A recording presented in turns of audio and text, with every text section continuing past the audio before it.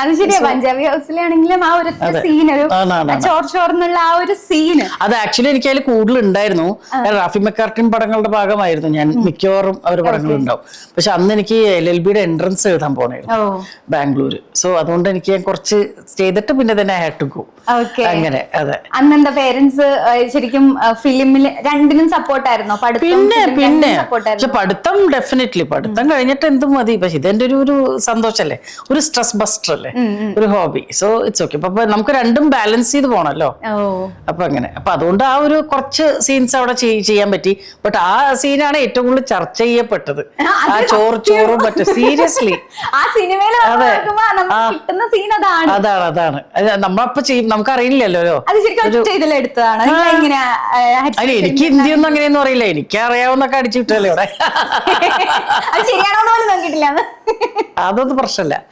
Combination ഹരിശ്രീ അശോകൻ ചേട്ടനും ബാക്കിയുള്ളവരും അല്ലേ, ഇന്ദ്രൻ ചേട്ടനും. ഇതിലേക്ക് തലക്കിട്ടിട്ട് അതെ, ഇന്ദ്രൻ ചേട്ടൻ അല്പം പൊള്ളിപ്പോയി.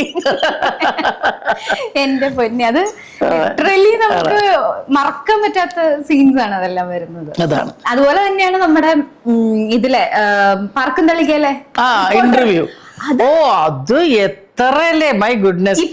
ഇന്നലെയും കൂടെ ഞാനൊരു ഇന്റർവ്യൂവിന് ഇപ്പൊ അവരത് പറയുന്നത്, ട്രോളർമാര് സ്ഥിരം ഉപയോഗിക്കുന്ന ഒരു, I M so happy, thanks to all those trollers. ഞാൻ എനിക്ക് മേ ബി ആദ്യമായിട്ട് താങ്ക് യു എന്നൊക്കെ പറയാം.